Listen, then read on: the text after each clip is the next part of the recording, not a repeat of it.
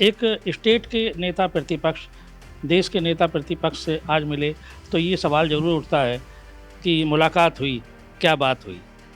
देखो वहाँ एक तो वो शादी पर आए थे, उनके वकील हैं चीमा साहब की बेटी की शादी थी, मुझे भी चीमा साहब ने बुला रखा था, उनको बुला रखा। ऑब्वियसली वो कंसर्न थे। एक तो कल का जो पार्लियामेंट में हुआ उस पर भी मैंने चर्चा की कि ये कहाँ तक स्तर, मैंने कहा असेंबलीज में तो ये होते सुना था, पार्लियामेंट में ये बात किस लेवल तक चली गई ये तो कभी कोई सोच भी नहीं सकता था। जे पार्लियामेंट ਦੇ ਵਿੱਚ ਜੇ ਜਾ ਕੇ ਦੋ ਧਿਰਾਂ ਆਪਸ ਦੇ ਵਿੱਚ ਟੱਕਰ ਜਾਣ ਤੇ ਫਿਰ ਅੱਗੇ ਕੋਈ ਸਾਡੀ ਕੋਈ ਹੋਰ ਇੰਸਟੀਟਿਊਸ਼ਨ ਹੀ ਨਹੀਂ ਰਹਿ ਗਿਆ।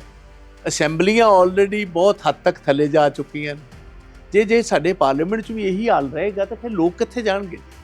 ਇਹ ਸੀ ਨੰਬਰ 2, ਪੰਜਾਬ ਦੇ ਵਿੱਚ ਉਹ ਕਾਫੀ ਇਸ ਗੱਲ ਤੇ ਚਿੰਤਿਤ ਸਨ ਕਿ ਜਿਹੜਾ ਕਿਸਾਨਾਂ ਦਾ ਇਸ਼ੂ ਹੈ, ਗਵਰਨਮੈਂਟ ਆਫ ਇੰਡੀਆ ਇਹਦੇ ਵੱਲ ਧਿਆਨ ਨਹੀਂ ਦੇ ਰਹੀ।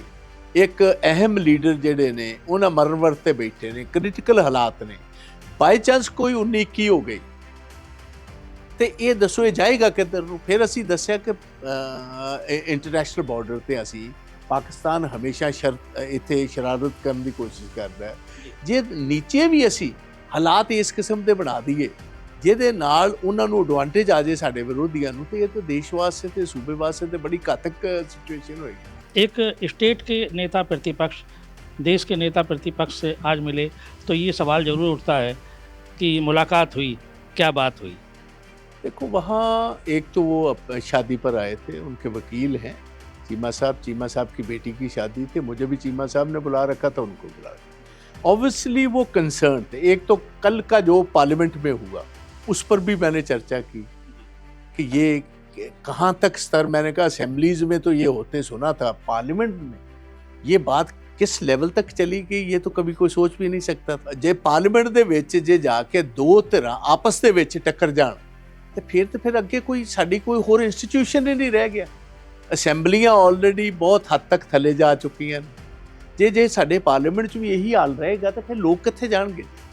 ਇਹ ਸੀ ਨੰਬਰ 2, ਪੰਜਾਬ ਦੇ ਵਿੱਚ ਉਹ ਕਾਫੀ ਇਸ ਗੱਲ ਤੇ ਚਿੰਤਿਤ ਸਨ ਕਿ ਜਿਹੜਾ ਕਿਸਾਨਾਂ ਦਾ ਇਸ਼ੂ ਹੈ, ਗਵਰਨਮੈਂਟ ਆਫ ਇੰਡੀਆ ਇਹਦੇ ਵੱਲ ਧਿਆਨ ਨਹੀਂ ਦੇ ਰਹੀ। ਇੱਕ ਅਹਿਮ ਲੀਡਰ ਜਿਹੜੇ ਨੇ ਉਹਨਾਂ ਮਰਨ ਵਰਤ ਤੇ ਬੈਠੇ ਨੇ, ਕ੍ਰਿਟੀਕਲ ਹਾਲਾਤ ਨੇ, ਬਾਈ ਚਾਂਸ ਕੋਈ 19-21 ਹੋ ਗਈ ਤੇ ਇਹ ਦੱਸੋ ਇਹ ਜਾਏਗਾ ਕਿੱਧਰ ਨੂੰ। ਫਿਰ ਅਸੀਂ ਦੱਸਿਆ ਕਿ ਇੰਟਰਨੈਸ਼ਨਲ ਬਾਰਡਰ ਤੇ ਅਸੀਂ ਪਾਕਿਸਤਾਨ ਹਮੇਸ਼ਾ ਇੱਥੇ ਸ਼ਰਾਰਤ ਕਰਨ ਦੀ ਕੋਸ਼ਿਸ਼ ਕਰਦਾ ਹੈ। ਜੇ ਨੀਚੇ ਵੀ ਅਸੀਂ ਹਾਲਾਤ ਇਸ ਕਿਸਮ ਦੇ ਬਣਾ ਦਈਏ ਜਿਹਦੇ ਨਾਲ ਉਹਨਾਂ ਨੂੰ ਐਡਵਾਂਟੇਜ ਆ ਜਾਏ ਸਾਡੇ ਵਿਰੋਧੀਆਂ ਨੂੰ, ਤੇ ਇਹ ਤਾਂ ਦੇਸ਼ ਵਾਸਤੇ ਤੇ ਸੂਬੇ ਵਾਸਤੇ ਤੇ ਬੜੀ ਘਾਤਕ ਸਿਚੁਏਸ਼ਨ ਹੋਏਗੀ।